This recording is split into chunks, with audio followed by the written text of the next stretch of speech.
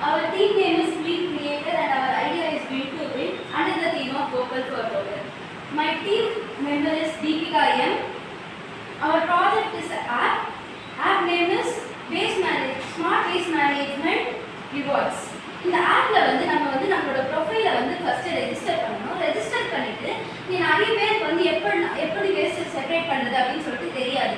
அதை வந்து இந்த ஆப்பே வந்து நமக்கு சொல்லி கொடுப்போம். நம்ம வேஸ்ட்டை வந்து செப்பரேட் பண்ணி வச்சுட்டு அந்த ஆப்ல வந்து என்டர் பண்ணிடணும்.